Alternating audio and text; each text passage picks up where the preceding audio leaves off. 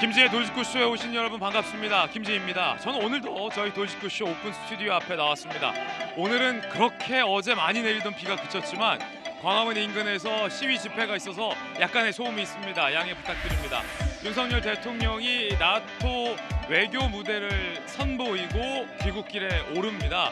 외교적 성과 과연 어떻게 평가될 수 있을지에 대한 이야기도 상당히 오늘 궁금해집니다. 잠시 후에 이야기 나눠보겠습니다.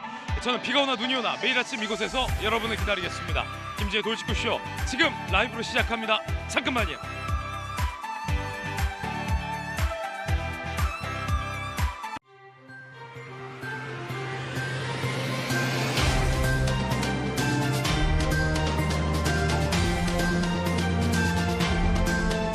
신문 읽어주는 남자입니다. 이준석 대표에게 접대를 20번 이상 했다라는 주장도 나왔습니다. 이 대표의 이 징계위 국면 가운데 윤리위의 결정이 점점 다가오고 있는데 과연 이 국면 어떻게 될까? 잠시 후에 이야기 나눠보겠습니다. 자, 오늘 조간신문 4가지 키워드 준비되어 있습니다. 먼저 첫 번째 키워드부터 살펴보겠습니다. 첫 번째 키워드는 뭘까요? 바로 이겁니다. 해제. 해제. 오늘 동아일보 일면이 쓰고 있는 기사인데 해제, 부동산 관련된 뉴스입니다. 함께 보시죠. 뭐가 해제됐다는 걸까요? 사실 지난 정부의 부동산 정책으로 지방들의 이 집값은 많이들 떨어졌습니다. 손해본 분들 많을 겁니다. 지방은 그래서 세종시만 남기고 투기과열지구 다 푼다라는 보도가 오늘 나와 있습니다. 지방으로 갈수록 집값은 뚝뚝뚝 떨어지고 재산 가치는 떨어지고 미분양이 속출하고 있는데 역설적으로 투기 과열 지구로 묶이는 바람에 부동산 거래가 자유롭지 못했던 현실적인 측면을 반영해서 투기 과열 지구 6곳과 조정 지역 11곳을 해제한다라는 소식입니다. 반면 수도권은 부동산 관련 규제가 유지되고 대출은 더 깐깐해진다라는 소식도 들어와 있습니다. 이어서 두 번째 키워드 살펴보겠습니다. 이 두 번째 키워드는 이겁니다. 밀착. 한국일보 이면이 쓰고 있는 기사인데 어떤 밀착일까요? 안보도 경제도 미국과 밀착. 불가피한 전략이다. 일각에선 중국의 보복이 우려된다라는 우려의 목소리 나오고 있습니다. 한국 참석 안 했다면 더 큰 불이익일 거다. 이런 반론도 만만치 않습니다. 그런가 하면 또 다른 한편에서는 북한과 중국과 러시아가 더욱 밀착하게 만드는 빌미를 제공했다. 이런 우려도 나오고 있습니다. 그런가 하면 세일즈 외교, 윤석열 대통령의 세일즈 외교의 첫 결실이 조만간 선보일 것이다. 라는 예고성 발언들도 나왔는데 어떤 걸까요? 어떤 결실이길래? 잠시 후에 이야기 한번 나눠보겠습니다. 이어서 세 번째 키워드 살펴보겠습니다. 세 번째 키워드 바로 이겁니다. 결심했어. 조선일보 기사인데요. 누가 무엇을 결심했을까요?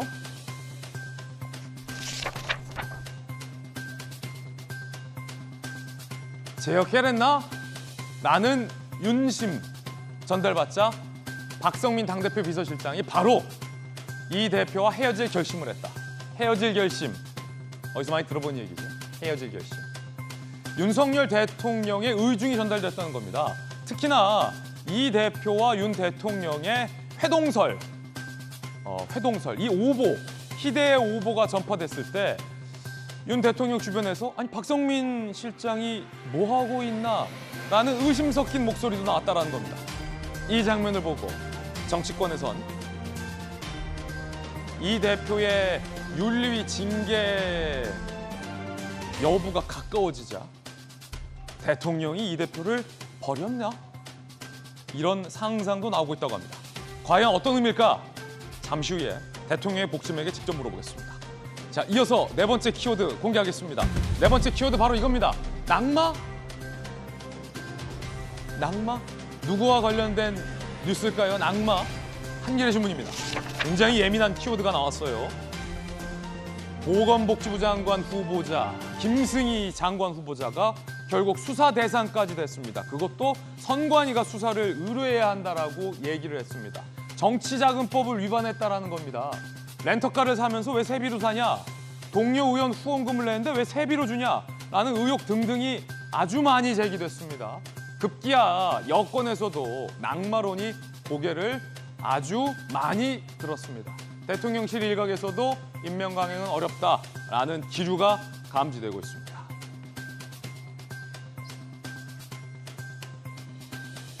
후원금과 세비는 정말로 투명하고 철저하게 사용해야 할진데 그걸 쌈짓돈처럼 썼다는 의혹이 정말 사실이라면 장관 후보자론 부적격이죠. 지금까지 신문 읽어주는 남자였습니다.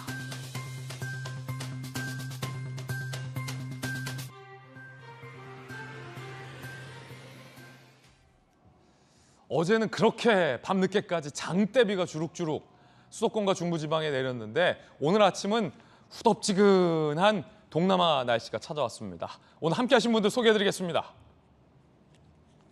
법전 들고 나온 정혁진 대표 변호사, 윤석열 대통령의 복심 김병민 전 대변인 나오셨습니다.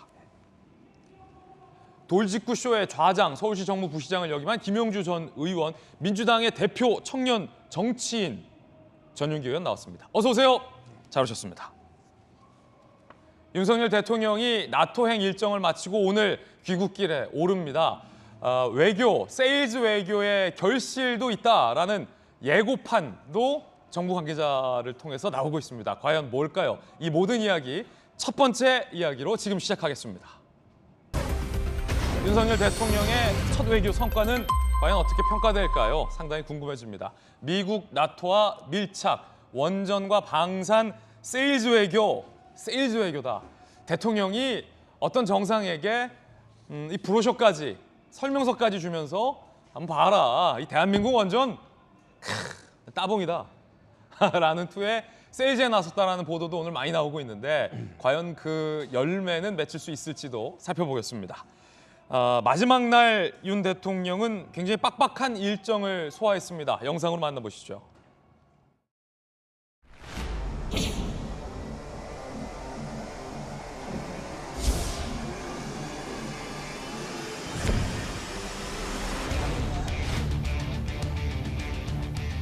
정상 세일즈 외교와 관련해서는 방산과 원전에 대한 정상 세일즈 외교에 중점을 두었습니다.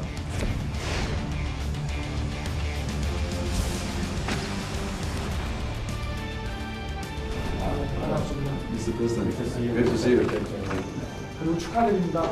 이번에 우리 총장님께서 큰 역할을 하셔서 나토에 또 새 회원국 2개 국가로 영입을 하시고 축하드립니다.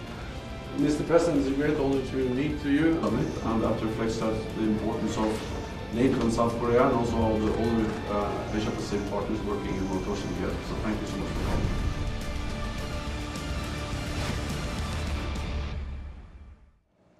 자, 이 미국 중심의 나토 사무총장이 대한민국이 나토를 방문하는 것이 매우 중요하다라고 윤석열 대통령의 방문에 대해서 고마움을 표현하기도 했습니다. 이번 외교 일정은 상당히 좀 빡빡했는데 그 가운데서도 이 세일즈 외교라는 키워드가 앞서서 들려왔는데 바로 물어보겠습니다. 김병민 대변인님, 예.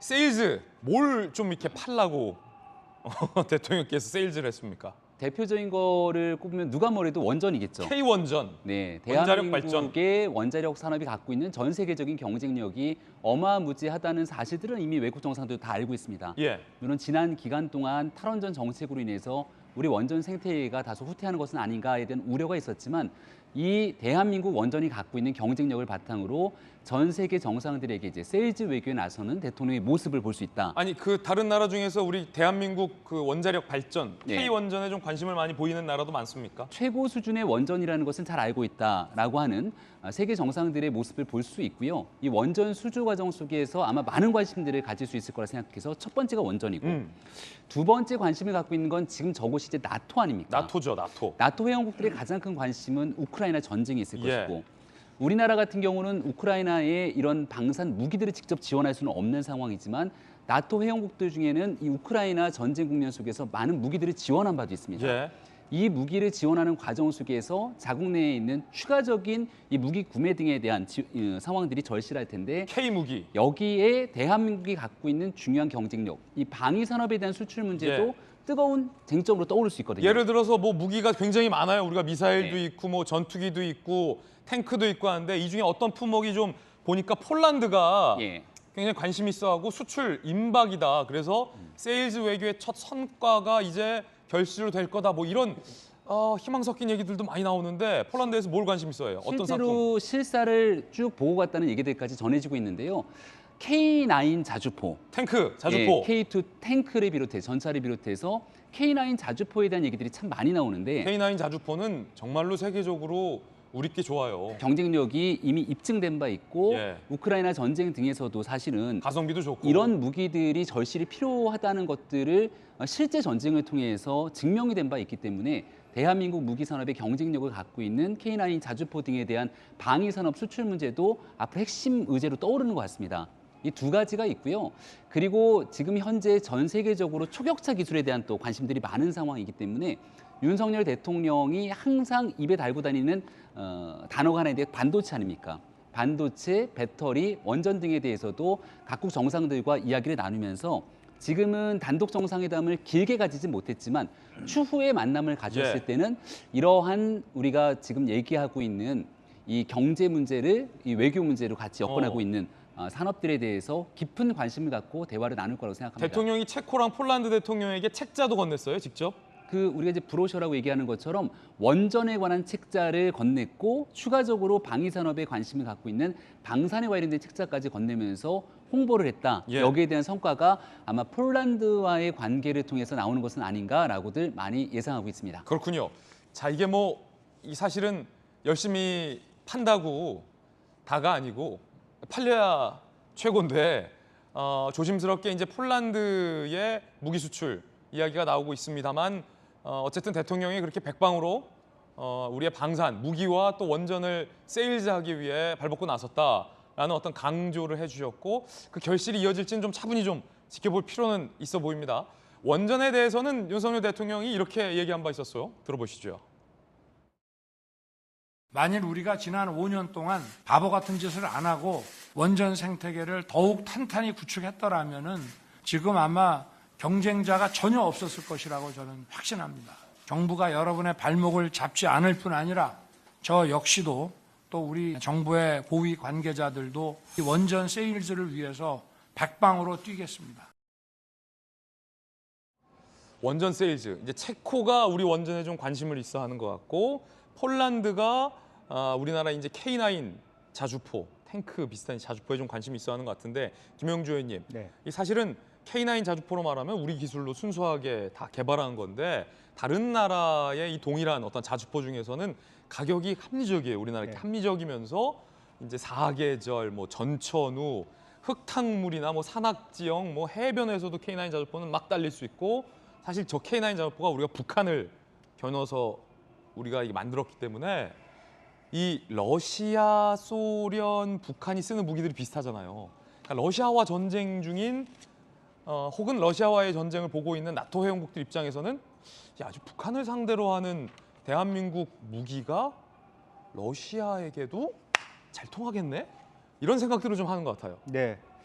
뭐 아시다시피 우리나라는 원래 소련 시절에 30억 달러에 대한 돈을 준 적이 있고요. 예. 그것에 대해서 소련이 붕괴되면서 그걸 갚지 못하니까 무기로 받은 적이 있습니다. 아, 그렇습니까? 무기로. 그게 이제 불곰 사업인데 1995년부터 98년 1차 불곰 사업이 있었고 2000년부터 2005년까지 2차 불곰 사업이 있어서 실제로 많은 그 소련의 무기들이 우리나라에 들어왔습니다. 예. 그것을 뜯어볼 수 있는 계기가 됐다는 것이 굉장히 큰 부분이고 또 폴란드 대통령이 뒷면으로 보면 우크라이나 지원하기 위해서 불곰 사업 때 들어왔던 한국 무기를 좀 달라 이렇게 요구했을 가능성도 매우 높다. 예. 우리가 연구했으니까 연구 자료도 포함되어 예. 있다고 보여지고 지금 K9 자주포는 그거하고는 별개로 사고 싶어하는 부분이고 왜냐하면 우리나라의 지형학적 위치가 사실은 굉장히 좋습니다.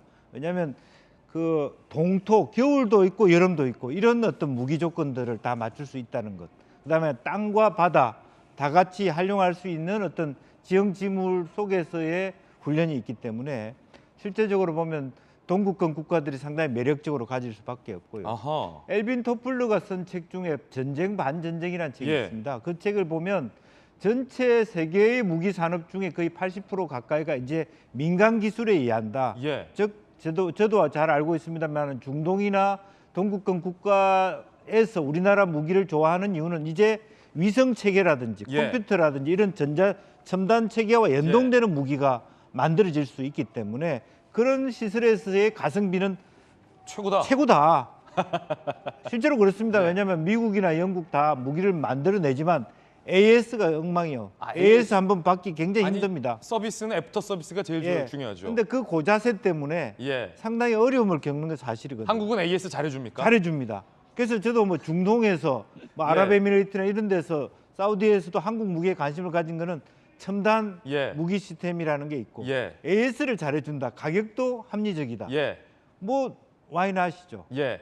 예, 그런 측면에서 아마 이번 대통령 순방길에 한국 무기에 대한 전 세계 국가 지도자들의 관심이 굉장히 높았을 예. 것이다. 그렇게 보여집니다. 제가 이제 국방부를 오래 출입하면서 이제 무기에 대해서도 관심이 많아져서 저희 첫째 아들이 이제 5살인데 한창 전투기 탱크 좋아할 나이잖아요. 그래서 이제 전투기 장난감이나 탱크 장난감을 사줘도 제가 K9 자주포 장난감을 사줍니다. 그만큼 우리나라 무기가 굉장히 K 무기가 매우 좋아졌다. 좀 결실로 이어졌으면 좋겠다라는 생각도 듭니다. 그런가 하면 나토 홈페이지에 윤석열 대통령만 눈 감은 사진이 올라와서 야 이게 뭐냐 나토 넘어간 거 아니냐 뭐 외교적 결례 아니냐 뭐 이런 해프닝도 이렇습니다. 보시죠. 자 지금 다른 정상들은 나토 사무총장도 눈 뜨고 호주 눈 뜨고 윤 대통령만 눈을 다 감았을 때 사진이 찍혔는데 나토 공식 홈페이지에 눈 감은 대통령 사진이 올라온 거예요. 정익진 변호사님 이거 어떻게 된 겁니까? 뭐 이제 실수인 것 같은데 기분은 안 좋죠. 그런데 어떤 일이 우리나라에 있었냐면 2009년 4월 달에 강경화 장관이 외교부 장관일 때 한국하고 스페인 사이에 전략 회의가 있었어요. 근데 그때 우리나라 태극기가 꾸겨져 있었거든요. 아하. 그런데 만약에 그때 이제 스페인 국기가 꾸겨진 채로 있었다라고 하면 그게 과연 우리나라가 스페인을 무시해서 그런 것이냐? 그건 아니잖아요. 그건 아니죠. 그건 이제 그야말로 이제 우리나라 외교부가 실수였다. 네. 그때 이제 언론에서 왜 이렇게 실수를 하느냐라고 질타도 많이 있었는데 그런데 뭐 그렇기 때문에 그 누구나 실수는 할 수 있는 거고 그리고 실수한 사람이 문제가 아닌가 그런 생각이 들고요. 그런데 이제 그 이상의 의미를 만약에 스스로 부여한다라고 하는 것은 제가 봤을 때는 그냥 우리 스스로 누워서 침 뱉기 격이 아닌가. 그렇기 때문에 그냥 저거는 오히려 대범하게 우리나라 사람들 자체가 그냥 그 하나의 해프닝 정도로 그렇게 그 넘어가는 게 치부하고 넘어가는 것이 예. 그게 맞고 또 그게 바람직한 것이다. 저는 교체됐군요. 이렇게 이 사진으로. 네네. 눈뜬 사진이 있었네요. 잘 나온 사진이 있었습니다. 그래서 눈 감은에서 눈 뜬 사진으로 교체됐다. 저도 실수의 해프닝으로 보이는데 이 부분에 대해서는 사실 대통령 의전실에서 조금 더 챙겼으면 좋았지 않았을까 하는 그런 고민도 있습니다. 나토 측에서 하나하나 다 검증을 해서 이런 사진을 올렸으면 좋았을 뻔했지만 뭐 그러지 못했다라는 대통령실의 뭐 입장은 알겠습니다만 그래도 의전실에서 대한민국을 대표하는 대통령이 나토에 방문을 했는데 이렇게 눈 감은 사진이 나왔다는 것 그리고 먼저 캐치를 해서 이것을 조금 더 빨리 나토 측에 알려주어서 이 문제를 해결했다면 우리 국격이 그래도 대한민국 국민들이 실망하는 일은 좀 덜 일어나지 않았을까 하는 실망은 좀 있습니다. 저도 그렇군요. 실수로는 보고 있습니다. 예, 하나의 어떤 해프닝이다라는 말씀입니다. 그런가 하면 바이든 대통령의 SNS에 이런 영상도 올라왔다고 합니다. 함께 보시죠. 자, 김병민 대변인님, 자, 이 사진이 의미하는 바가 뭡니까? 윤석열 대통령을 굉장히 따뜻한 시선으로 바라보고 같이 환담을 나누고 있는 내용들이 보이죠. 아니 엊그저께 그 윤 노루각수. 대통령 안 보고 딴 사람 보고 악수했다. 노루각수 네. 있었잖아요. 그러니까 그런 장면 하나를 포착해서 이게 무슨 뭐 대한민국의 국격이 실추됐다는 등 이런 방식의 비판과 비난들은 저는 좀 과도하다는 생각을 예. 지우기가 어렵습니다. 그러니까 지금 나토에 있는 많은 회원국들 정상들이 만나서 다자간 외교기 때문에 같이 악수를 하고 지나가면서 여러 대화 과정들이 있을 수 있는데요. 지금 보이고 있는 것처럼 윤석열 대통령 또 바이든 대통령 같은 경우는 윤 대통령 취임하고 나서 아마 역대 가장 빠른 시일 내에 미국 대통령이 한국을 방문해서 정상회담을 가진 그런 과거가 있지 않습니까? 그래서 이미 만났던 경험이 있는 윤 대통령과 바이든 대통령이 만나서 즐겁게 얘기를 나누는 모습들이 보여졌는데 저것을 꼭 과거 얼마 전에 있었던 그 노루각수라고 하는 표현을 써가면서 예. 비판했던 모습들이 적절치 않는 것에 대한 내용들을 올린 것이라고 생각하고요. 윤석열 대통령, 미국에 있는 바이든 대통령뿐 아니라 전 세계 많은 나토 회원국들 정상국들과도 만나서 아주 좋은 얘기들을 긴밀하게 빠르게 진행한 것으로 전해지고 있습니다. 예, 사실 뭐 이제 그런 것 같아요. 이제 노루각수일 때 우리의 어떤 국격이 실추했다라고 오버 반응하는 것도 문제고 이렇게 눈을 보고 얘기하는 것 같고 이 한미 간의 관계가 돈독하다라고 또 과잉 해석하는 거 역시 둘 다 바람직하지 않다.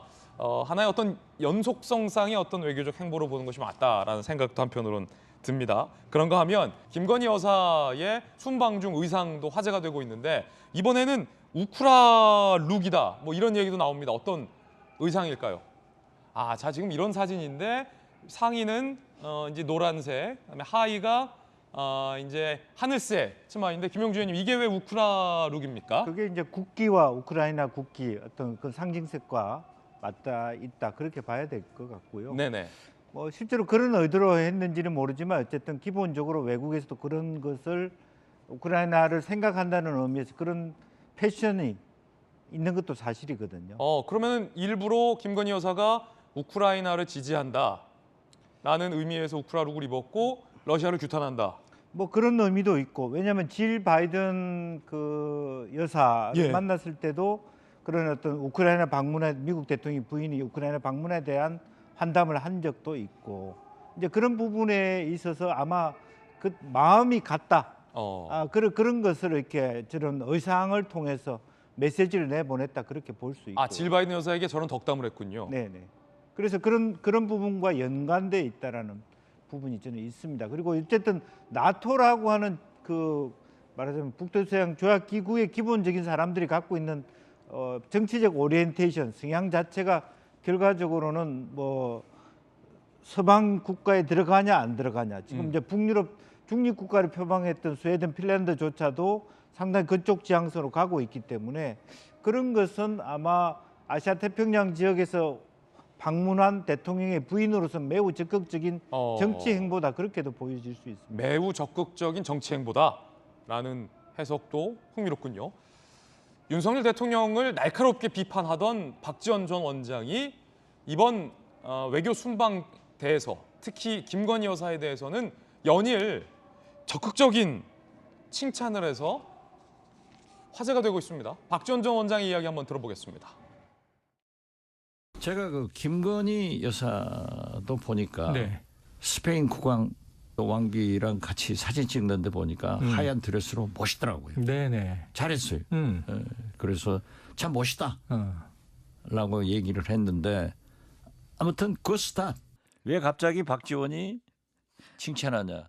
저는 항상 잘하는 것은 잘한다. 좋은 건 좋다. 그래서 영부인의 패션은 국격이면서 그 나라를 상징하는 메시지이고 정치다. 김건희 여사가 다른 영부인들하고 함께 찍은 사진도 꿀리지 않고 좋더라고요. 굉장히 자랑스럽게 느꼈어요.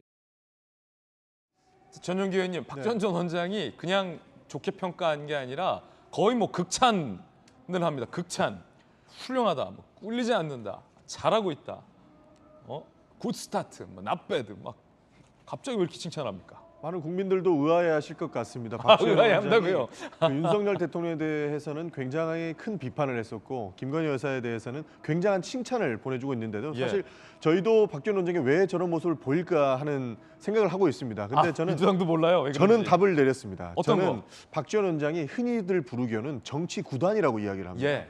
그러니까 김건희 여사가 이렇게 많은 적극적인 정치 행보를 보이면 사실상 많은 평론에서도 이야기를 했지만 윤석열 정부에는 부담으로 작용할 수 있거든요. 그러니까 김건희 여사가 적극적인 행보를 보이고 있고 이것을 사실 김건희 여사도 즐기는 모습을 보이고 있어요. 그것이 자신감으로도 표출이 되는 거고 의상으로도 표출이 되는데 이런 모습들을 국민들이 불편해하시는 분들도 굉장히 많거든요. 그래서 한 여론조사에서도 50% 그 과반이 넘는 분들이 김건희 여사가 영부인의 역할을 잘하고 있지 않다라고 답변했던 그런 모습도 있는데 있는데 여기에서 박지원 원장이 김건희 여사를 칭찬하는 것은 저는 정말로 정치 구단이 맞나 보다라고 생각했던 다른 게 저희가 있다. 김건희 여사를 더욱더 칭찬함으로써 자신감을 북돋아 주는 것이 예. 어떻게 보면 윤석열 정부의 그대로의 부담으로 돌아갈 수 있기 때문에 예. 약간 정치적인 모습으로 이렇게 네네. 김건희 여사를 칭찬하는 것이 아닐까 저는 그런 생각도 해봤습니다. 저게 이제 순수한 칭찬이 아닐 것이다라는 전용기 의원의 의견 전해드리고 있고요.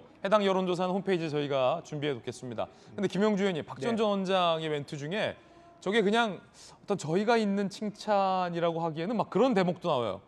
김건희 여사가 이제 스페인 왕비와 스페인 국왕이 초청한 만찬에 가서 악수를 하고 팔을 살짝 이렇게 뻘쭘해서 건들건들하는 모습을 박지원 원장이 아주 자세히 보면서 하도 국내에서 뭐라고 하니까 영부인이 주눅 들어서 저런 거 아니냐, 좀 뭐라고 좀 하지 말라, 강하게 대변하는 발언도 하고. 네. 사실은 문재인 정부 때도 문비협 첨가를 통해서 국정원장이 된 것도 사실이거든요. 예, 그래서 지금 현재 본인은 사실 국정원장을 좀 더 하고 싶기도 했고, 혹은 일찍 나와서 전남지사를 하고 싶기도 했는데 이것저것 다 안 된 거잖아요. 이제 이 나이에 뭐 민주당에 별로 할 것도 없고, 이제는 좀 뭐 국민의힘에서라도 오면 또 좋은 자리도 가고 싶고, 아직은 건강하고 이런 마음이 있는 거 아닌가 그렇게 생각이 들고요. 좀 과하다라고 생각이 들고, 특히 호남에서의 박지원 원장의 연일 이런 방송 출연에 대해서 비호감도가 굉장히 높다. 좀 자중하시라. 왜냐하면 또 타이틀도 전 세계 전 국가기관의 정보를 담당했던 총책임자가 끝나자마자 이렇게 방송 출연을 많이 하는 전례가 없습니다. 자중해야 됩니다. 예. 자, 패널들의 개인적 견해 전해드렸습니다. 이번엔 저희가 준비한 두 번째 이야기 시작할 텐데요. 친윤계 당대표 비서실장이 윤리위를 일주 앞두고 왜 돌연 사의를 표명했을까? 국민의힘에서 벌어지고 있는 최대 관심사 뉴스입니다. 그 이야기, 뒷이야기 지금부터 시작하겠습니다. 윤심이 돌아섰나? 라고 해석하는 기류가 국민의힘 안팎에서 있는 것 같습니다. 대통령이 손절했나? 이 대표와 거리 두나? 반면 이준석 대표는 결사항전 모드다 라는 분석도 많습니다. 성접대를 했다라고 주장하고 있는 인사가 이런 주장을 했어요. 경찰 조사도 받았는데 20차례 접대를 했다라는 주장입니다. 정혁진 변호사님, 김성진 대표 측이 지금 뭐라고 주장하고 있는 겁니까? 그게 이제 뭐 한두 차례가 아니고 수십 차례, 20여 차례 이렇게 접대를 받았다라고 하는데, 그러니까 이준석 대표 입장에서는 굉장히 난감한 상황이죠. 왜냐하면 첫 번째 향응 접대를 받았다. 그런데 그 향응 접대가 그냥 뭐 밥 먹고 술 마시고 이 정도에서 끝나는 게 아니라 성접대일 가능성이 높아지는 것처럼 보이는 거고, 예. 거기에다가 또 이준석 대표의 그 행동이 조금 이상한 행동이 있었단 말이죠. 그 무마하려는 노력, 그리고 그 와중에서 7억 원이라고 하는 아주 큰 돈이 뭐 약속이 되고 그런 것들이 있기 때문에 이준석 대표한테는 굉장히 난감한 상황이었는데, 네. 그런데 그 김모 대표 접대를 했다라고 하는 그 사람의 진술이 어제 있었는데 굉장히 구체적이었다고 해요. 그런데 제가 봤을 때는 그 진술의 내용이 구체적인 것도 중요하지만 제일 중요한 거는 시점입니다. 왜 시점이냐면요. 이게 어떤 혐의가 되냐면 특가법상의 알선수재죄가 되는데, 이게 그 5년 이하의 징역에 처해질 수 있거든요. 근데 5년 이하의 징역의 공소시효는 7년이었단 말이에요. 그래서 처음에는 2013년이라고 했을 때는 7년 해봤자 2020년이면 끝났으니까 이제 공소시효 다 지난 거네. 그래서 법적인 책임까지는, 형사법적인 책임까지는 없겠구나라고 했는데, 어제 그 김 대표가 뭐라고 이야기했냐면은 20여 차례, 그게 맨 마지막은 2016년까지. 그렇다라고 하면은 아직 공소시효가 남아있을 수도 있겠다, 이런 그 내용이 되기 때문에 이게 상당히 의미가 있고 중요한 진술이 아니었나. 지금 보도에 따르면 성상납 의혹 관련해서 당시 구체적 정황과 장소, 여성의 신상과 진술, 대전에서의 일정표, 의전 담당 직원끼리 나눈 메시지, 업소 카드 결제 및 환불 내역 등등에 대해서 뭐 근거가 있다라고 주장을 하고 있는 것 같은데, 이 정도면 정혁진 변호사님께서 보시기에는 구체적인 편이라고 볼 수 있겠습니까? 굉장히 그 돈을 줬다라고 하는 향응을 제공했다라고 한 사람의 어떻게 보면은 뭐 그 자진해서 하는 이야기니까 자발적인 진술이니까 일단 판사가 봤을 때는 신빙성이 있다라고 볼 여지가 상당히 저는 있다라는 판단이 듭니다. 그런데 저런 정황들을 다 가짜로 꾸며낼 수도 있지 않습니까? 그 믿느냐 마느냐는 결국에 판사의 그 재량적인 사항인데 그런데 너무나 구체적이고 또 그것들을 입증할 수 있는 뭐 이런 그 정황 증거 같은 것들이 있는 것이 아닌가 저런 느낌이 든다는 거죠, 저는. 예, 김성진 대표 측의 김소연 변호사의 이야기 들어보겠습니다. 20여 차례 접대를 해줬다라는 일방적 아직은 주장입니다. 들어보시죠.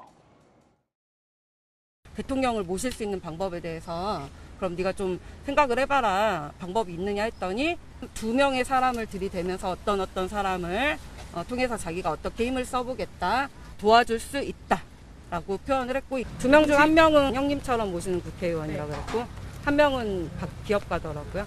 진술도 너무 구체적이고 뒷받침할 수 있는 자료들이나 위치나 뭐 시간 이런 것들이 너무 구체적이어서 다 합치면 한 20몇 번이에요. 8월 15일에는 호텔 지하에 있는 에서 접대가 있었고 바로 옆에는 호텔에서 스위트룸에서 이제 뭐 이렇게 성매매가 있었던 게 맞고 해당 김성진 대표 측 김소연 변호사는 뭐 8월 15일에 어느 호텔을 뭐 굉장히 나열을 하고 있습니다. 연결고리는 박근혜 당시 대통령과의 연결이다. 그렇기 때문에 이게 알선 수재의 핵심이다라고 주장을 하고 있는데 당시 박근혜 전 대통령이 김성진 대표가 있는 아이카이스트에 방문을 했던 영상이 남아 있습니다. 함께 보겠습니다. 자, 지금 감옥에 가 있는 김성진 대표가 뭐 2013년 당시에 뭐 열심히 뭔가를 설명하고 있는데 11월이죠. 그러니까 뭐 여러 접대가 있었다라는 시점들이 나오는 한참 뒤죠.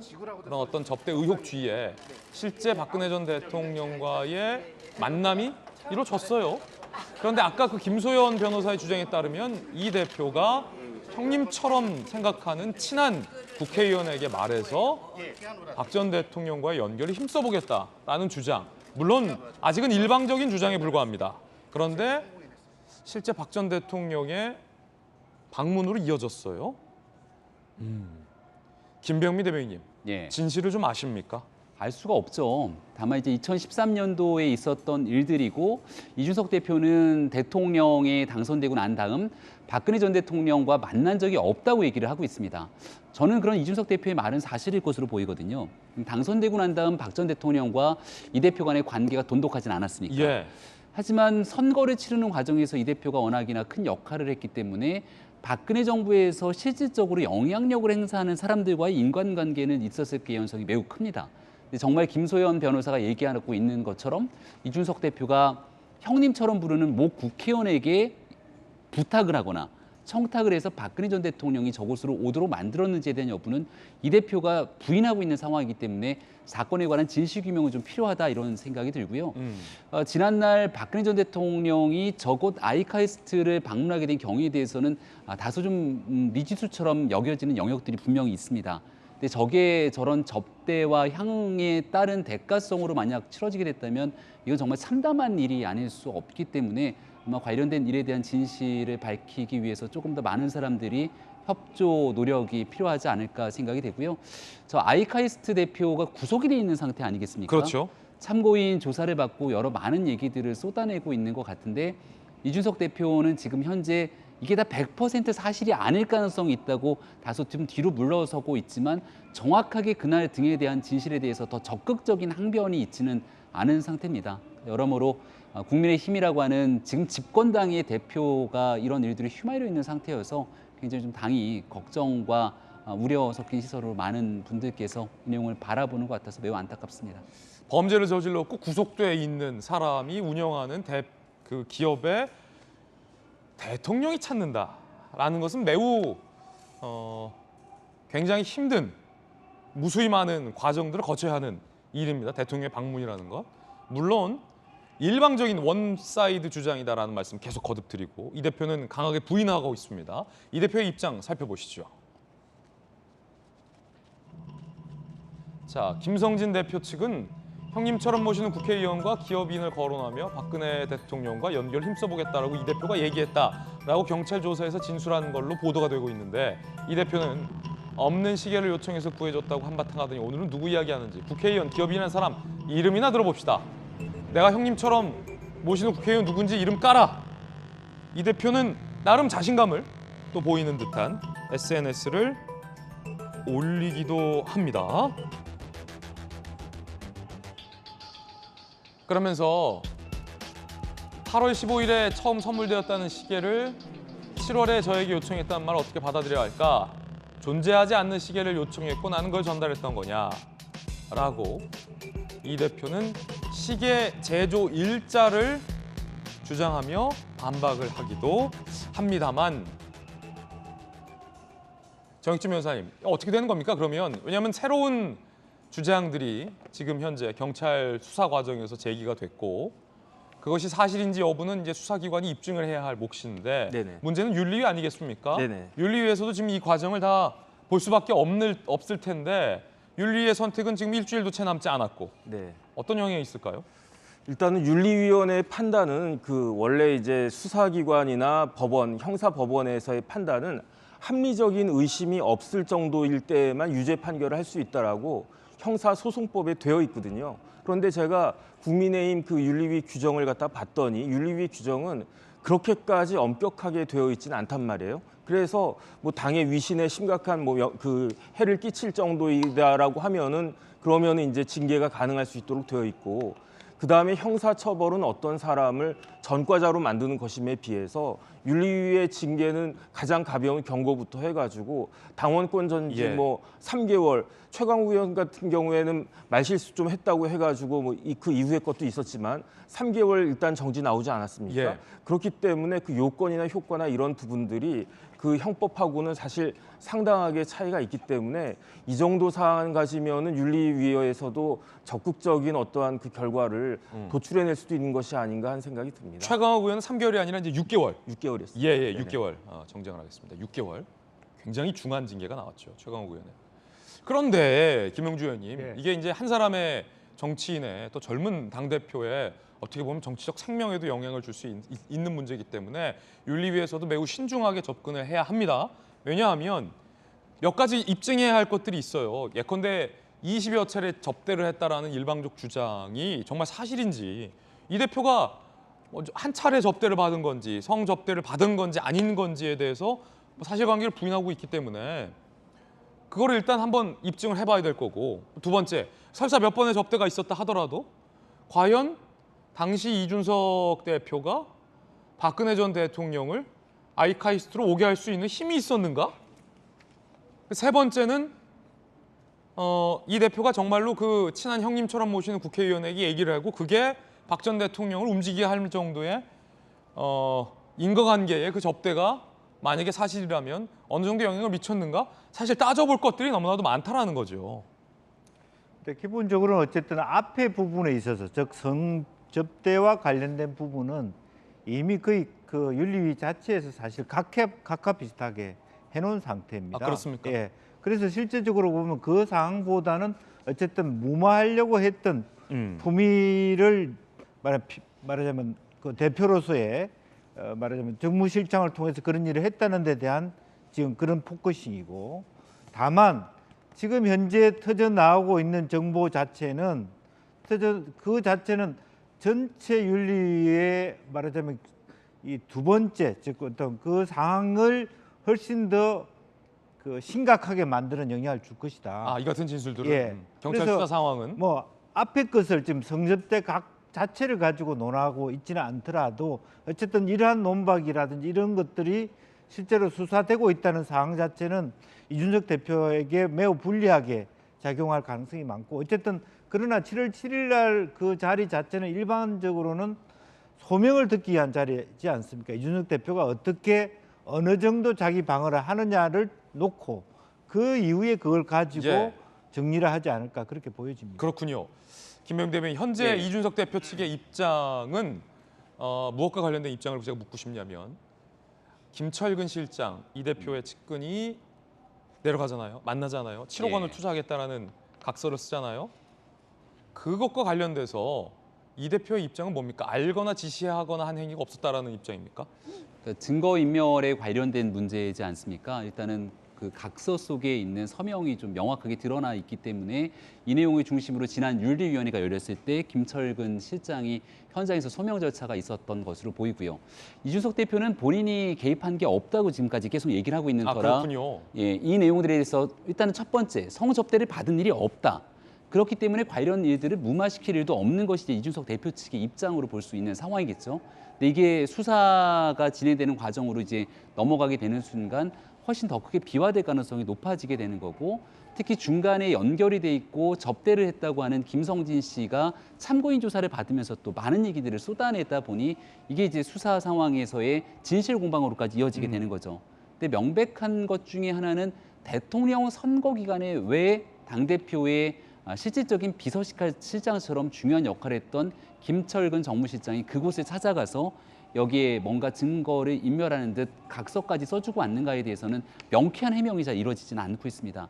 그러니까 이 내용이 당의 국민의힘의 현재를 바라보게 됐을 때 명예를 실추하거나 크게 문제가 있는 것처럼 비춰지고 있는 소지가 상당하기 때문에 이 문제를 좀 끊고 매듭 짓고 넘어가야 됩니다만은 아직까지 이준석 대표는 현재까지의 상황에 대해서 뚜렷하게 사과를 하거나 송구함을 비추거나 하지 않았기 때문에 당내 갈등들이 조금 더 커질 수밖에 없는 상황이거든요. 이제 7월 7일까지 며칠이 남지 않는 상황 속에서 이 일이 더 거듭 심화되고 가고 있는 측면으로 보이는 거라 이준석 대표가 조금 더 명확하게 어떤 방식으로 이 문제를 해결하면 좋겠는지에 대한 입장이 나와야 될 때가 아닌가 생각이 됩니다. 예, 그 가운데 당대표 비서실장이 돌연 사의를 표명했습니다. 이분은 친윤계 인사로 알려져 있기 때문에 정치권에서 무수히만 해설들이 나옵니다. 윤 대통령이 이 대표에게 돌아섰다. 윤심이 돌아섰다. 이런 해설도 나옵니다. 박성민 비서실장, 일신상의 이유로 사임, 전격 사퇴. 윤 대통령과 대구구검 좌천 시절부터 2년, 대선 때 선대본 본부장 활동.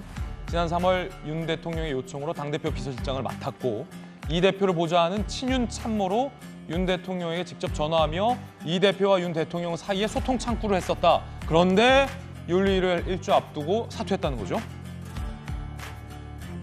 국민의힘 관계자 윤, 이 대리 때마다 친윤 측에서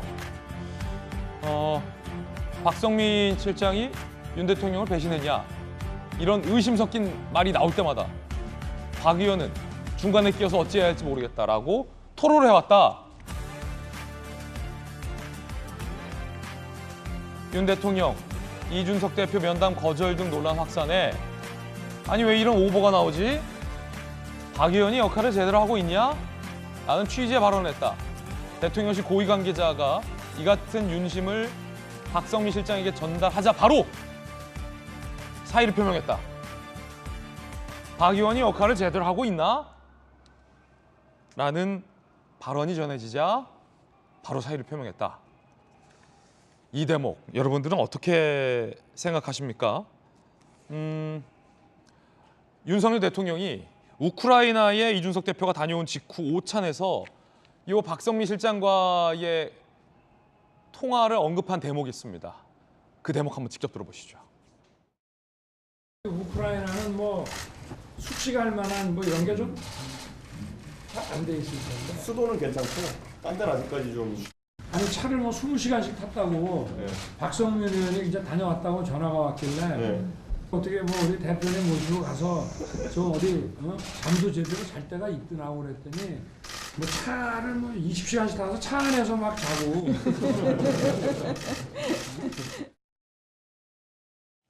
들으셨던 것처럼 박성민 실장이 이 대표와 함께 우크라이나에 가서 우크라이나에서 있었던 일을 윤 대통령에게 전화로 보고하는 그런 사이다. 자, 전윤기 의원님. 네. 박 의원이 역할을 제대로 하고 있나? 라는 취지의 윤심이 전달되자 사의를 던졌다. 자, 이거 어떤 메시지일까요? 대통령께서는 본인의 의중을 전달하는 연락책으로 아마 박 의원님을 지명한 것이 아닐까 이렇게 보고 있고요. 사실 여당에서도 이준석 대표를 보좌할 수 있는, 그리고 이준석 대표와 윤석열 대통령의 갈등을 봉합할 수 있는 인물로 박성민 의원을 지목했던 것 같습니다. 그런 측면에서 봤을 때 윤석열 대통령께서는 오보가 나왔을 때 대처 방법으로 박성민 의원에 대한 질타를 할 수 있는 상황이다, 저는 그렇게 그렇군요. 보고 있습니다. 왜냐하면 이런 오보들이 나오게 되면은 결국에는 윤석열 대통령의 부담으로 작용하게 되는데, 해당 지점에서 박성민 의원이 제대로 된 역할을 했다면 이준석 대표의 입에서 또는 이런 오보들이 나오지 않았을 것이다라고 생각을 하실 수밖에 없는 상황이다, 저는 그렇게 보고 있고요. 사실상 예견되어 있던 수순이 아니었을까, 그러니까 윤석열 대통령과 이준석 대표 간의 갈등이 예견된 수순이 아니었을까 하는 생각도 저는 덧붙여 드리고 싶은데요. 그 이유가 뭐냐면, 선거 전에는 급하게 갈등을 봉합하기는 했습니다만 이준석 대표가 끝까지 본인 정치를 하기 위해서 SNS에 다양한 이야기들도 했었고, 윤석열 대통령과의 오찬이 잡혀있다, 만찬이 잡혀있다라는 주장 등을 하면서 결국에는 정부를 대표하고 있는 대통령에게 부담을 주는 그런 모습을 다시 한번 보이고 있기 때문에, 해당 부분에서는 윤석열 대통령께서 원래 예견돼 있던 대로 갈등이 재점화되는 그런 양상으로 저는 보여주고 있지 않나, 그렇게 보고 있습니다. 김영주 의원님, 네. 이 시점이 윤리위를 1주 남긴 시점에 사의를 표명했잖아요. 윤 대통령의 윤심이 돌아섰다, 이렇게 보십니까? 저는 돌아섰다기보다는 본심이 드러났다. 아하. 그렇게 보는 쪽입니다.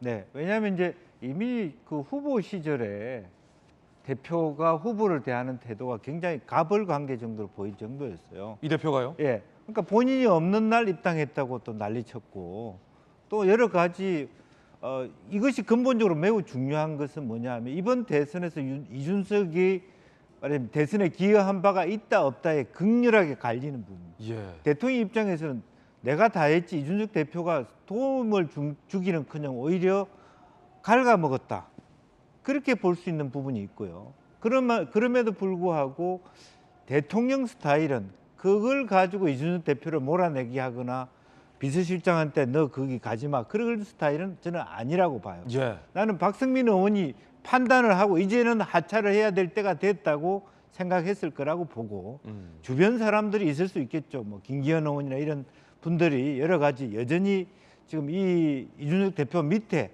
너무 우크라이나까지 같이 갔어야 되느냐, 이렇게 친하게 가다가는 당신한테도 별로 앞으로 정치 행보에 좋지 않다라고 얘기했을 가능성이 있고, 본인이 독자적으로 판단했을 가능성이 더 많지 않냐. 그러니까 결과적으로 당내 분위기 전체가 더 이상 이준석 대표가 대표로서 혹은 당내에 의미 있는 정치인으로 말하면 생존할 가능성이 없다라는 것에 대한 이구동성의 어떤 의미가 있는 거 아닌가, 저는 그렇게 봅니다. 이 대표의 당내에서의 입지가 점점 좁아지고 있다라는 말씀, 해석입니다. 김영주 의원님의 의견입니다. 자, 그럼 이 대표는 이걸 윤심으로 읽을까요? 아니면 윤심이 아니라고 읽을까요? 이 대표의 이야기 들어보시죠.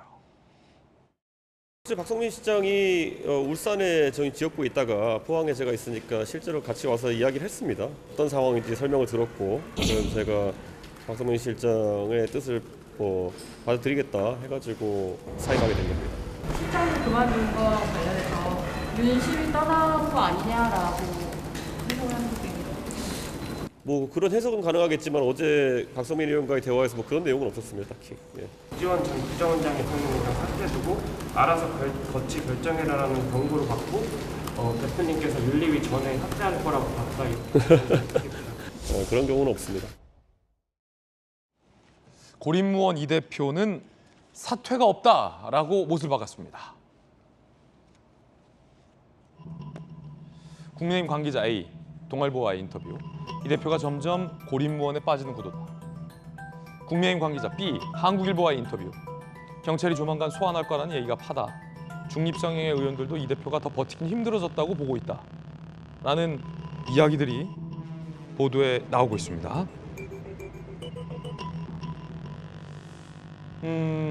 고립무원의 사면초가 지금 별로 좋지 않은 사자성어들 다 나와요. 사면초가 고립무원, 거기에 점입가경까지, 이 세 가지가 나오면 상당히 좋지는 않아요. 고립무원, 사면초가, 점입가경, 좋지 않은 상황이에요. 김정재 당대표가 갈등 조정 아닌 조장, 이 대표에 대한 불만 누적이 폭발 단계다. 김정재 의원이 쓴소리를 했고 김용태 최고 불화 조장에 뭘 원하나 지지율 떨어뜨려 이 대표가 필요한 사람이라는 여론을 만들기 위한 엑스맨 아니냐 라는 여당 내부에서의 어떤 갈등. 김병임 대변인, 네. 지금 보면 동아일보, 한국일보, 조선일보, 한겨레신문 쭉 보면 당내의 분위기가 심상치 않아요. 네. 어떻습니까 실제로? 어제 이제 박성민 비서실장의 사태 이후로 좀 걷잡을 수 없이 커지는 것 같은 느낌을 지우기가 어려운데요. 박성민 비서실장은 초선 의원이지만 기초의원부터 기초단체장을 지내면서 울산 지역에 탄탄한 지지를 갖고 있는 정치인이기도 하고요. 윤석열 대통령과는 꽤 오랜 친분 관계를 가지고 있는 정치인이기도 합니다. 그래서 이준석 대표에 대한 대통령의 평가, 관계 등에 대한 많은 해석들이 난무합니다만은 대통령이 당선되고 나서 이준석 대표와 함께 당청 관계, 당 대통령실 관계를 잘 끌어가려고 하는 의지가 있었기 때문에 나의 가장 가까운 박성민 실장이 이준석 대표의 비서실장으로 역할을 하게 아마 대통령이 나름대로 당부를 했을 거라고 저는 생각을 합니다. 그리고 박성민 의원은 친화력과 인화관계가 굉장히 좋기 때문에 나와 관계가 좋지 않는 사람들까지도 충분하게 이야기를 하면서 풀어낼 능력들이 있거든요. 그런 측면에서 우크라이나를 같이 가서 쭉 여러 이준석 대표가 하게 되는 행동들을 보좌하고 보필했을 거라 보는데 저는 지난주에 이준석 대표가 올렸던 SNS 글이 가장 크게 문제가 되지 않았을까 싶어요. 어떤 글이었죠? 다음 주에 간장 한 사발. 우리 당의 대통령 선거를 앞두고 단일화를 통해서 우리 당에 들어온 또 자산 중에 한 명인 분이 안철수 의원입니다. 근데 이제 간철수라고 하는 세간의 조롱 섞인 비난이 상징되는 언어를 있는 그대로 올리게 됐던 측면들이 있고요. 그러면서 배현진 최고위원과의 악수 갈등 등이 막 점입가경으로 흘러가게 되니까 중간에서 역할해야 되는 박성민 의원 입장에서는 얼마나 힘들고 괴롭고 난처했을까. 저도 당원의 일원으로서 지역에 가서 이제 당원들의 목소리를 듣게 되면 지금 있게 되는 이준석 대표의 현재 상황에 대해서 당 내에서는 좋지 않는 목소리들이 상당합니다. 왜냐하면 경제가 너무나 힘들고 또 이번 주는 나토 정상회의로 대통령이 외국에 나가서 정상회의를 펼치고 있는 과정. 국익을 위해서 정말 열심히 노력하고 있는데 우리 국민의힘이라고 하는 집권당이 과연 이런 방식으로 움직여서야 되겠는가 하는 비판들이 많거든요. 이런 내용 속에서 제대로 된 역할을 하지 못했던 자괴감들이 있는 상황이었던 거로 보여지는데 저는 많이 늦지는 않았다고 생각합니다. 윤리위원회에서 어떤 결과가 나올지는 아무도 알 수 없죠.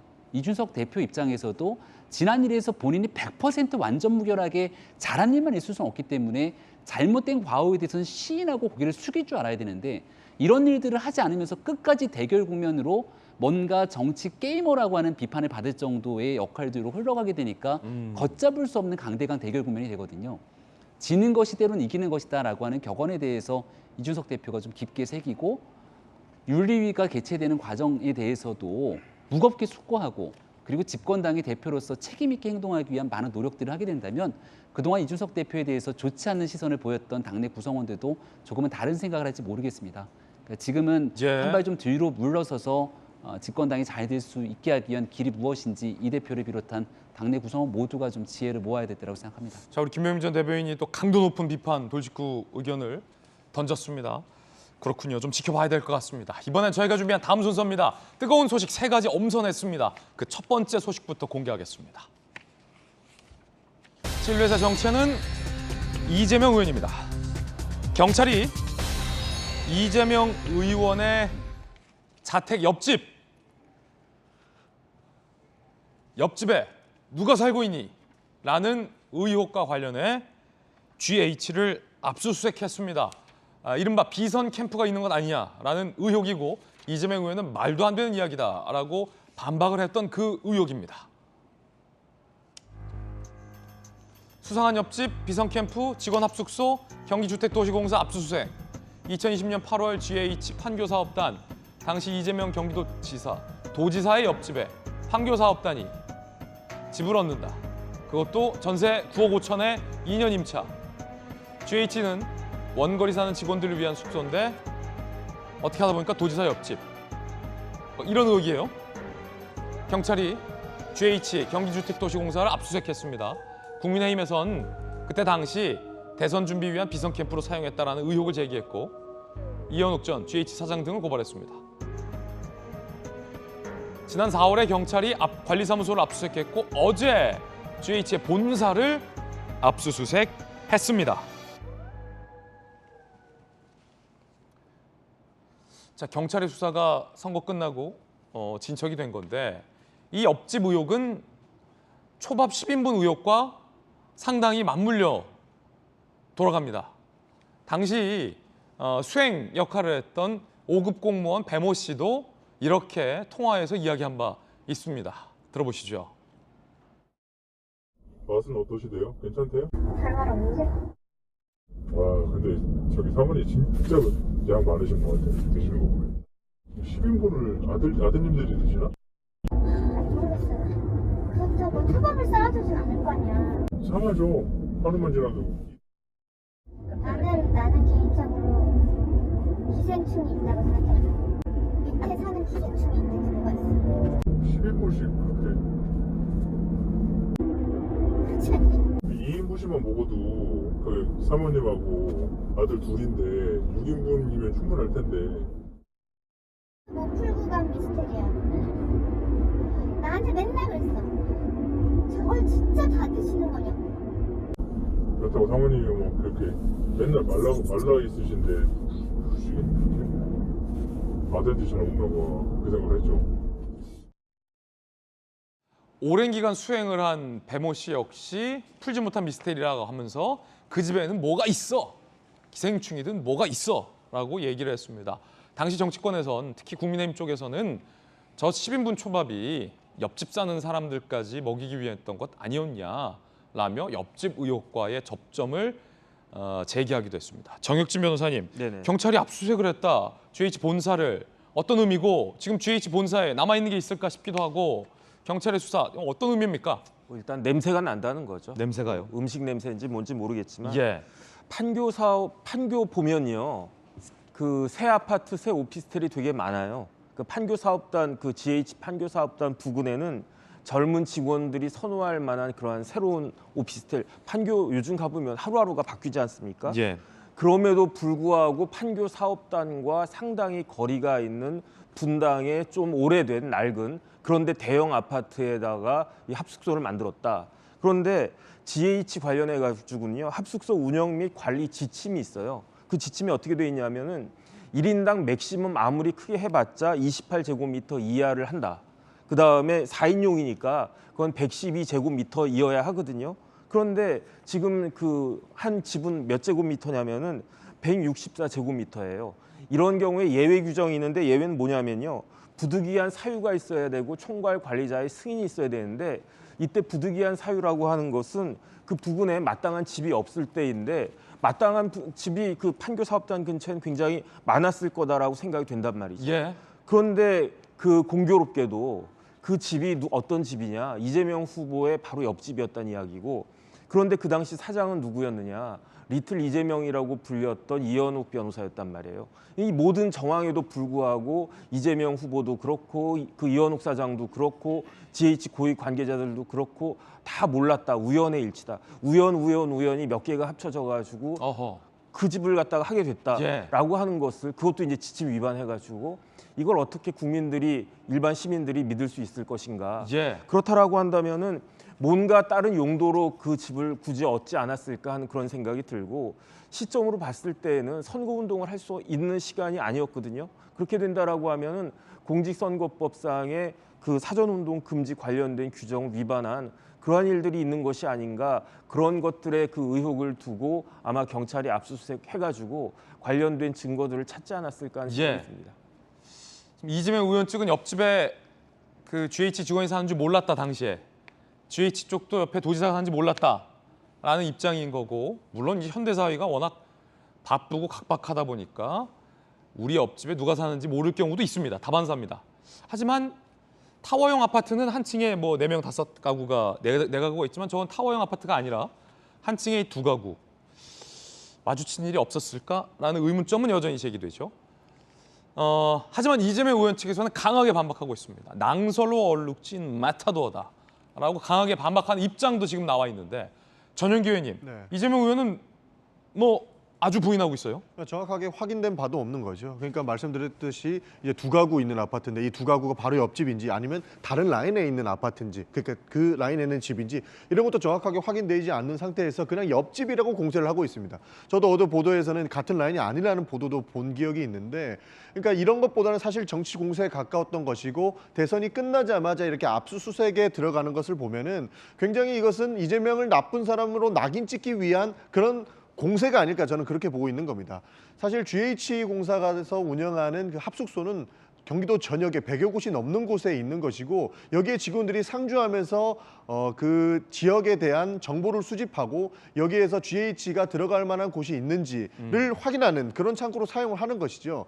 여기에서 사실 문제가 있었다면 당연히 처벌을 받는 것은 저는 맞다고 봅니다. 그래서 GH에서 당연히 뭐 정치적인 수사라고는 하지만 GH에서 증거가 나온다면 이에 대한 책임을 지는 것은 저는 마땅하다고는 보지만, GH에서는 충분히 사장이 개입을 해서 이런 합숙소까지 어디에 써라, 그리고 여기에서 정치적인 행동을 하자라고 했을 때 반박을 하지 않을 공무원은 없다. 그런 공공기관에 다니는 그 공공기업원이라고 하죠. 그분들이 반박을 하지 않을 수가 없기 때문에 이것은 어이없는 낭설로 끝나지 않을까 하는 그런 생각을 가지고 있고요. 사실 수사를 통해서 문제점이 발견된다면, 증거가 나온다면 오히려 그 증거를 두고 이야기하는 것이 바람직하다, 이런 말씀을 드리고 싶습니다. 예, 김병 대변인 어떻게 봐요?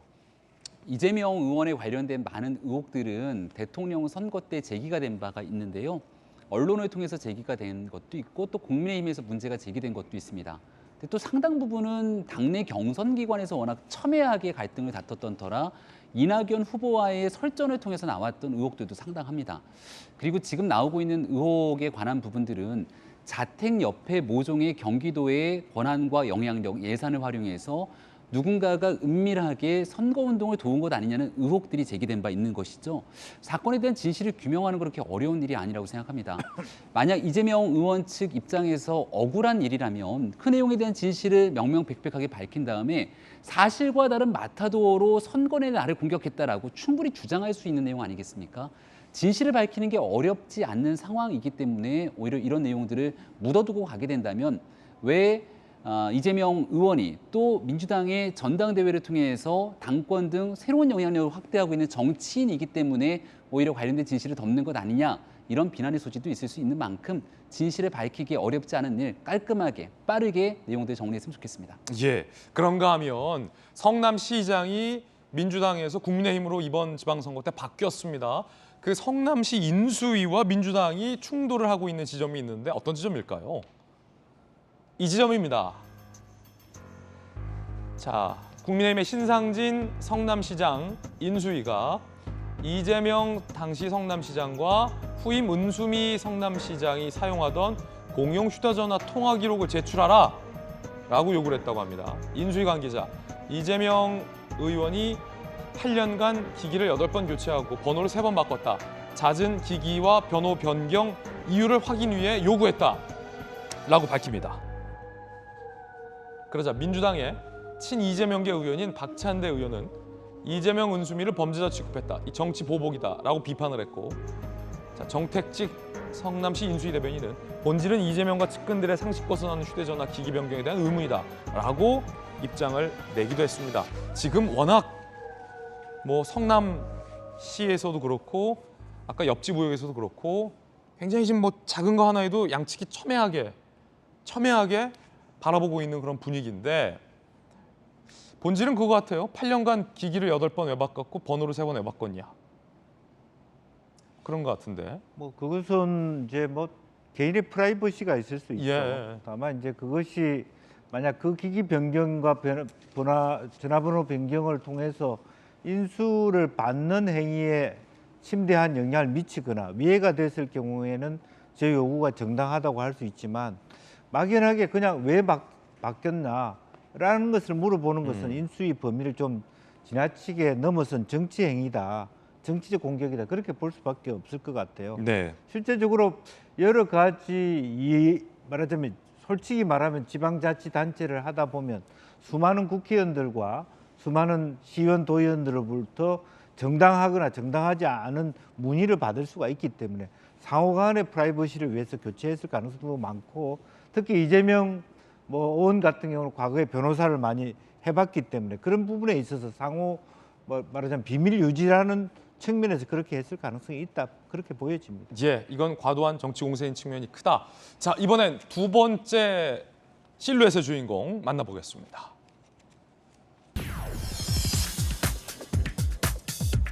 김승희 후보자를 선관위가 고발을 했습니다. 보건복지부 장관 후보자는 수사를 앞두게 된 거죠. 자, 선관위의 고발로 수사를 앞두고 있다. 윤 대통령은 어떤 선택을 할까? 당내에서는, 여당 내에서는 낙마해야 된다. 이런 얘기가 강하게 제기됩니다. 자진 사퇴해라 이거죠. 김승희 보건복지부 장관 후보자 정치자금법 위반 혐의 수사 의뢰했습니다. 선관위가 검찰에 장관 후보자를 수사 의뢰한다. 초유의 상황이죠. 20대 국회의원 때 정치자금을 사적으로 쓴 거 아니냐라는 의혹입니다. 보좌관 경력금으로, 동료 의원 후원금으로, 배우자 차량 보험금으로, 개인 차량을 쓰는 렌트카 비용으로 정치자금을 썼다. 그리고 정작 임기 종료 후 헐값에 사적 차량을 인수를 했다.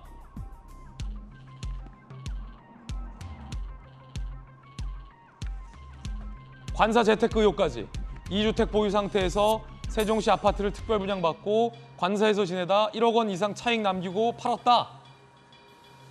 장녀가 외할머니로부터 산 아파트에 외할머니가 전세로 거주한다. 윤석열 대통령 귀국 후 임명 여부를 결정할 예정이라고 한다. 여당 내에서도 부적격이다라는 얘기가 나오고 있고, 민주당에서는 어떻게 봅니까, 전 교수님?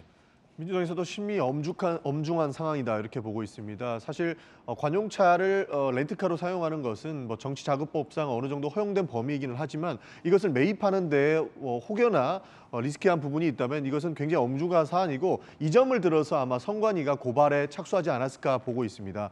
사실 김승희 후보자 같은 경우에는 사실 관사와 관련된 재테크 의혹도 불거진 만큼 여당에서 대통령이 주장하는 것이 공정인 상황에서 김승희 후보자를 문제 없다라고 판단하고 임명을 강행할 수 있는 사실 명분도 많이 부족해 있는 상황이기 때문에 여당에서도 굉장히 엄중하게 보고 있고, 선관위 고발에 착수된 혐의자로 볼 수 있기 때문에 이것은 부적절하다고 이야기를 하고 있습니다. 그러니까 야당이 민주당에서도 똑같이 김승희 후보자에 대해서는 많은 의혹들이 나오고 있고, 이것이 청문회에서 더 드러날 경우에는 절대적으로 부적격 의견을 내보내야 된다라는 의견이 다수다, 이렇게 말씀드리고 싶습니다. 예, 부적격이다. 민주당에서는.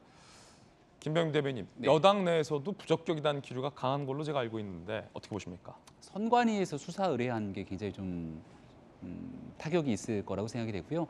원구성이 좀 조속히 마무리가 돼서 청문회 국면들이 일찍 있었으면 관련된 내용들도 국민들 앞에 소상히 전달될 수 있었을 텐데, 그러지 못한 상황에서 언론 보도들이 이어지고 있는 내용들 대통령실에서도 깊이 고민할 거라고 생각합니다. 다만 이제 김승희 후보자가 처음에 이렇게 내정됐던 과정들을 지켜보면 전임 정호영 보건복지부 장관 후보자가 이제 낙마를 하고 난 다음 여러 이제 문제들이 제기된 바도 있었고, 또 내각이 너무 남성 중심이 아니냐는 비판이 있었기 때문에 여성에 대한 전문가들에 대한 보강 상태들이 일부 있었던 것으로 보입니다. 하지만 국민적 눈높이에 맞춘 내각 인사 등용이 그 어느 때보다 중요하고요. 코로나 국면들이 좀 끝나간다고는 생각하지만 여전히 아직 이 감염병 전국이 완전하게 정리되지 않은 측면에서 보건복지부 장관이 해야 되는 역할들이 매우 막중한 터라 여야 그리고 국민적 동의와 신뢰를 얻지 못하는 후보자가 최종적으로 임명될 경우에 나타나는 전국의 후폭풍도 만만치 않을 거거든요. 오늘 이제 정호쯤이면 대통령 귀국이 이뤄질 텐데, 귀국하고 난 다음 관련된 국내에서의 상황들 면밀하게 검토하면서 마지막까지 고심할 거라고 봅니다. 예, 정치 자금은 투명하게 써야 할진데 지금 드러나고 있는 사회간의 의혹들만 벌써 상당합니다. 그리고 합리적인 해명이 나오지 않고 있기 때문에 이 부분은 반드시 짚고 넘어가야 할 부분이다라는 생각이 듭니다. 자, 이번에 세 번째 소식 살펴보겠습니다. 국회 상황인데 원구성 관련해서 난항입니다. 민주당이 선전포고를 했습니다. 7월 4일 그냥 단독으로 의장 선출하고 원구성한다. 날짜를 못 박았습니다. 이야기 들어보시죠.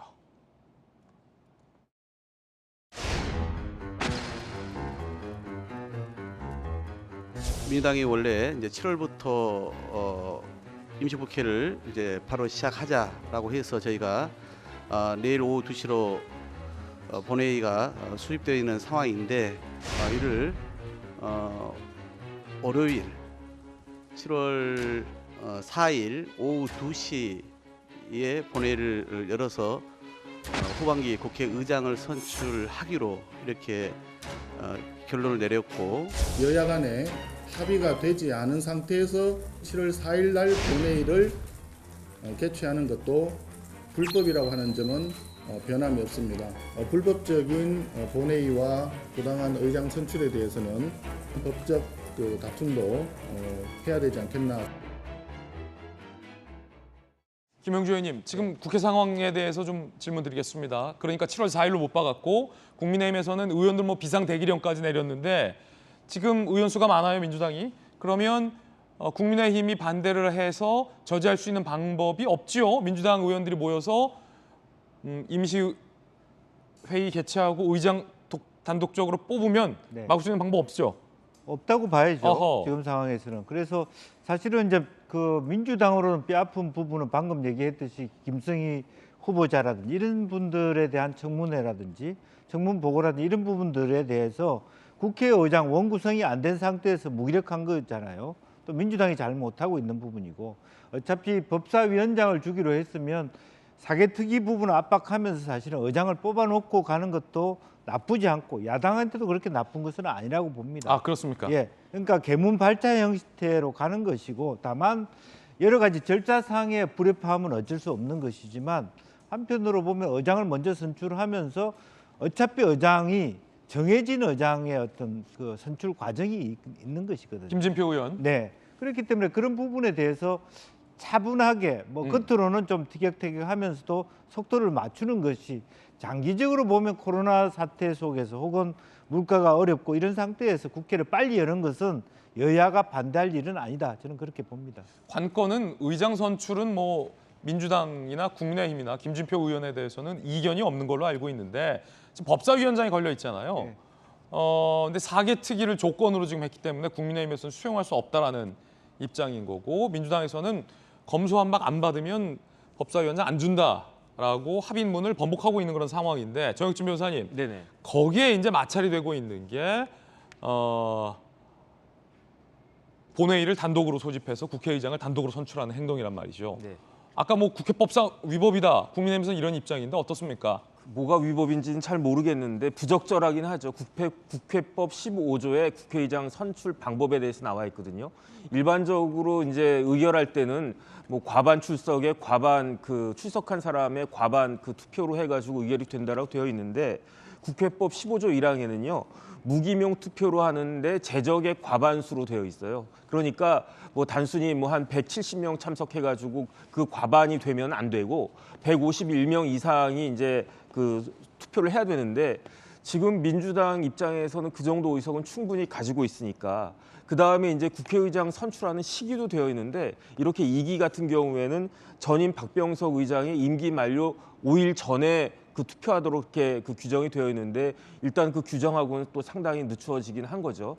그렇기 때문에 민주당 입장에서는 시기나 절차나 이런 부분들 문제가 없으니까 해도 된다라고 하지만, 그런데 국회의장이 어떤 사람입니까? 우리나라의 대통령 다음으로 의전서열 2번째란 말이죠. 그래서 김진표 의원이 국회의장이 되신다라고 하면 이거는 굉장히 명예로운 일이 될 텐데, 본인도 이러한 방식으로, 이게 사상 초유의 일이거든요. 이렇게 그 선출되는 것은 그거는 바라지 않을 거다라는 생각이 들고, 그 다음에 이제 일반 국민들 입장에서 봤을 때에도 대통령 다음 가는 사람이 이렇게 임명이 되는 건데 저런 그 절차로 임명되는 것은 참 보기에 좋지 않다. 그래서 제 개인적인 생각은 대통령도 오시고 했으니까 이 주말 동안에 잘 합의가 돼가지고 정상적인 방법으로 정상적으로 국회의장이라도 먼저 이렇게 선임되는 것이, 선출되는 것이 필요하겠다라는 생각을 합니다. 그럼 두 분 말씀 들어보니까 이제 기자의 감이 딱 오는데, 이거는 그 검수한박공회 때처럼 그냥 강행하겠다라는 일종의 선전포고가 아니라 합의를 위한 배수진, 양보를 위한 배수진, 이란 생각도 좀 드는 게, 지금 4일까지 며칠 남았잖아요. 날짜를 뒤로 연기했어요, 김병민 대변인님. 네. 그리고 어차피 의장은 여야의 이견이 없으니까 법사위원장 문제 아니겠습니까? 근데 민주당 입장에서 그러면 우리가 이제 의장도 있고 하니까 어느 정도 한 발 양보한 상태에서 법사위원장직을 국민의힘에게 합의대로 넘겨주는 방법으로 좀 합의를 해보자.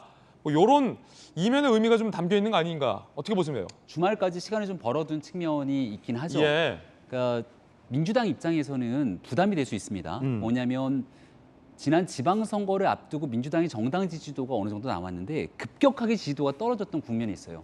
아마 민주당도 복귀해 보시면 검수완박의 일방적인 처리 이후로 지지율이 급락했던 모습을 기억할 겁니다. 네. 지난 과정에서는 임대차 3법을 일방적으로 처리하고 난 다음 전세 대란이 일어나고 나서 그 책임을 온전하게 민주당이 가져갔던 기억도 있을 겁니다. 170석의 거대 야당이 있기 때문에 여당을 완전히 패싱하고 국회마저 민주당이 마음껏 한다는 의미를 국민에게 보여주는 순간 민주당이 앞으로 치러지는 전국에서 부담이 될 거예요. 민주당 부담이다. 근데 전당대회도 그럼에도 있는데. 불구하고 8월 말에 전당대회가 있는데 당원들의 적극적인 지지층들을 고려하지 않을 재간이 없을 겁니다. 그 두 가지 측면에서 고민하고 있는 것은 잘 알고 있습니다만 그럼에도 불구하고 국민들이 원하는 민생과 경제 그리고 지금의 어려운 위기를 살리기 위해서 여야가 손을 잡아야 된다는 건 지극히 당연한 명제이기 때문에 남은 주말 동안에 최선을 다해서 약속했던 부분들 법사위에 대한 기본적인 합의는 국민의힘이 가져가고 나머지에 대한 국회 일정 정상화되기 위해서 민주당이 노력했으면 좋겠습니다. 예. 자, 자연스럽게 민주당 전당대회와 이제 당대표 경쟁 이야기로 이어집니다. 주제 공개하죠. 당대표가 전당대회가 97 대 이재명 대 97 이런 구도로 흥미있게 전개되고 있습니다.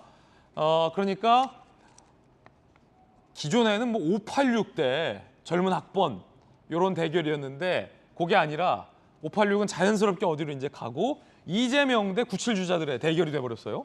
상당히 흥미롭습니다. 어제 박용진 의원 돌직구쇼 출연해서 당대표 도전하겠다라고 공식화했는데 돌직구 마치고 국회 가서 이렇게 기자회견했습니다. 들어보시죠. 개혁의 내용이 뭔지, 혁신의 내용이 뭔지 말씀하셔야 될 거라고 봐요. 그런 것 없이 지금 상황에서 이재명 말고 다른 대안이 있느냐 이런 얘기를 반복하시는 거는 안 맞다고 생각합니다. 이재명 후보 나오시라. 무엇이 혁신인지 말씀하시라. 혁신의 방향, 내용을 두고 박용진하고 세게 붙자. 박용진 의원이 이재명 의원 나오시라. 박용진이랑 세게 붙자. 대선 때처럼. 뭐 그렇게 출마 선언을 했습니다. 어제 의원총회에 이재명 의원이 참석했는데 뭐라고 밝혔을까요? 지금 당대표 출마 계속 잇따르고 있는데 언제쯤 결정하실까요?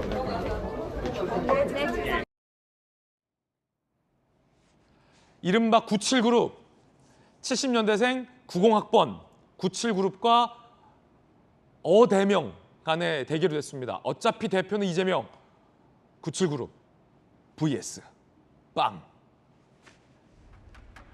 조응천 의원, 어대명 분위기 확산에 새로운 민주당으로 가자 등 흐름만 바뀌면 얼마든지 의외의 결과가 나올 수 있다. 자, 이런 애매모호한 이야기를 했습니다. 김영주 의원님, 네. 97그룹의 승산이 있습니까? 얼마나 있습니까? 별로 높지 않다고 봅니다. 아니 너무 이렇게 단칼에 없다라고 하신 거 아닙니까? 이제 뭐냐면 출마 선언 이제 했는데. 그러니까 메시지와 메시지에 걸맞는 인물 이렇게 이야기해야 되겠죠. 그러니까 실제로 말하면 대표를 뽑는 것은 전국 방방곡곡 모든 지역 현장, 모든 당원들과의 접촉면을 넓혀가는 과정의 결과물입니다. 아, 그렇습니까? 그렇기 때문에 벌써 이제 출발선이 이미 다른 것이죠. 다만 지금 현재 방금 이제 조응천 의원 얘기한 것처럼 당이 바뀌어야 된다라고 하는 문제의식들은 충분히 있다고 보여집니다. 변해야 된다. 다만 그 변화라고 하는 것을 올라타고 이재명 의원을 물리칠 수 있을 정도의 리더십을 누가 준비해 왔는가라고 하지만 사실은 박용진 의원 같은 분도 충분히 그런 어떤 명분과 내용성이 됩니다만은 전국을 골고루 돌아다닐 만한 탄탄한 자기를 밑에서 뒷받침해 줄 수 있는 세력이 부재하지 않습니까? 조직. 예. 그렇다면 결국에는 그 뒤에 친문이나 친노든 뭐 누가 되든 간에 그런 세력들이 어떤 후보를 힘을 모아서 지지해 줘야 되는데 예. 그것이 간단한 일인가라고 하는, 즉 힘을 모아주고 싶어도 왜 그 사람이어야 되는가에 대한 당원들에 대한 답을 이끌어낼 수 있기가 당장은 쉽지 않고 조금 더 지켜봐야 되겠죠. 근본적인 구도는 97그룹이 일방적으로 불리한 구도다. 그거는 뭐 라는 지점을 짚어주셨고요. 그 가운데 이 97 주자들이 검수완박 국면에서 절차적 위법이다라는 논란의 당사자인 무소속으로 탈당했지만 복당을 원하는, 하지만 당신은 나는 복당을 원하지 않는다라고 호소했던 무소속 민영배 의원의 복당을 반대하고 나섰습니다. 수식어가 상당히 길어졌죠. 97 주자들 복당 NO! 민영배 복당 계획 차질 빈다. 일단 박용진, 국민이 새로운 민주당 판단할 중요한 가늠자가 될 것이다. 당에서 민의원 복당 얘기 나오는데 그래서는 안 된다. 강병원 의원, 위장 꼼수 탈당, 민주주의 규범을 깨트린 행위다. 복당 안 받아야 한다라고 목소리를 높였습니다. 정혁진 변호사님, 이렇게 되면 복당 계획에 차질이 생기나요? 복당 안 하는 게 맞는 거 아니겠습니까? 그다음에 원래 안 한다라고 제가 분명히 들었었거든요, 그때. 그랬는데 지금 그 검수완박의 도장이 아직 마르기도 전에 다시 복당을 한다. 이것을 민주당이 받아들이겠다. 그러면은 사실은 민주당은 민주라는 말을 당 이름에서 빼야 되는 것이 아닌가, 일단 그런 생각은 들고요. 그때 민영배 의원이 복당을 안 한다라고는 얘기하지 않았고 네. 누가 언제 복당을 한다고 했습니까? 라고 발언을 하긴 했습니다. 그런데 제가 잘못 들었는지 몰라도 어쨌든 저 같은 사람이 봤을 때는 분명히 안 한다라고 저는 이해가 됐거든요. 네. 본인이 어떻게 이야기했던지 간에 뉘앙스나 이런 것들은 그렇지 않으면 야당이 아니지 않습니까? 그 잠정적 야당이 무슨 야당이 되겠습니까? 그래서 저는 어떻게 보냐면은 조금 전에 자막에 박용진 의원과 이재명 후보 관련해가지고 다윗과 골리앗이라고 그렇게 됐단 말이에요. 네. 다윗과 골리앗이 싸웠을 때 누가 이겼습니까? 골리앗이 졌어요. 다윗이 이겼어요. 예. 다윗이 어떻게 이겼느냐? 패러다임을 바꿨거든요. 그때 골리앗은 그래 저기 투구 쓰고 칼하고 칼싸움 하자 이렇게 했는데 다윗은 칼로 싸운 게 아니고 돌 던져가지고 그 돌이 머리에 박혀가지고 이겼단 말이죠. 다윗 성령으로 싸웠잖아요, 다윗은. 그래서 박용진 의원이 만약에 이제 명분이나 이런 것들 다 있는데 정말로 그 패러다임을 바꿀 만한 그런 그 비장의 무기가 있다라고 하면 그러면 다윗처럼 이길 수도 있지 않을까 그런 생각이 드는데 여기에서 이제 박용진 의원이 어떻게 나올 것이냐. 근데 그 중에 작은 돌멩이 하나가 뭐냐면은 민영배 의원 같은 케이스는 절대로 복당할 수 없다. 이런 것들은 하나의 그 무기가 될 수 있지 않을까. 저는 그렇게 생각을 합니다. 아하. 민영배 의원은 지난 8일에 나는 완벽하게 민주당 정체성이다라고 밝힌 바 있죠. 그런가 하면 박지원 전 비대위원장의 행보가 심상치 않다. 당내에서는 어떻게 바라볼까요? 10살 아이 부모 손에 이끌려 죽음 맞아 5년간 나라 맡았던 민주당의 책임이 크다라고 최근 윤하양 사건의 민주당 책임론을 박지원 전 비대위원장이 꺼내들자 당내에서 조금 안 좋은 반응들로 나와요. 당내 입지 넓히고자 정치로 이용한다. 당 밖에서는 이런 식이면 당군 할아버지도 책임 있다. 제명인의 마을 내부 총질 배후 의심된다. 뭐 이런 반발도 나오는데 김병민 대변인님, 네. 최고위원에 도전하는 건 아니냐 뭐 이런 얘기도 있고 뭐 전당대회 나올 수 있는 거 아니냐 이런 얘기도 있고요. 네, 지난 비대위원장을 지낸 인사였기 때문에 그 뒤에 자기 정치라는 건 매우 자연스러운 수순으로 볼 수 있겠습니다만은 아직 정말 대한민국에서 있어서는 안 되는 안타까운 사건이지 않습니까? 예. 이런 일들을 끌어다가 정치적인 메시지에 활용하는 것 아니냐라는 방식으로 논란의 대상이 되는 것은 좀 바람직하지 않다고 생각을 합니다. 게다가 박지원 비대위원장 같은 경우는 지난 6월 1일 지방선거에 사실상 참패를 이끌었기 때문에 그 참패를 이끌었던 그 장본인으로서 지금 바로 한 2달 만에 전당대회에 나가는 것이 옳은가에 대한 고민들이 있을 텐데요. 저는 정치적으로 굉장히 소중한 경험을 했고 또 앞으로도 좋은 가능성을 가지고 있는 인재라면 한 번쯤 숨을 고르면서 그 다음 정치 행보를 위해 본인이 해야 될 길들을 찾아내는 것이 좋지 않을까 생각하고 박지원 비대위원장 정말 열심히 준비하고 갈고 닦아서 다음번 총선에 나오는 것이 박지원 전 비대위원장에게 훨씬 더 큰 정치적 새로운 길이 열리지 않을까 저는 이렇게 조언을 좀 하고 싶습니다. 예. 자, 저희들은 60초 광고 후에 돌아오겠습니다. 잠시 후에 뵙죠. 이번 주 한 주간 저희가 준비한 소식들 모두 다 전해드렸습니다. 좋은 주말 보내시고요. 다음 주 월요일 아침 8시 50분에 풍성한 소식과 시원한 사이다처럼 청량감 넘치는 시원한 돌직구 들고 인사드리겠습니다. 오늘 하루는 분명 어제보다 나을 겁니다. 좋은 하루, 좋은 주말 되십시오. 고맙습니다.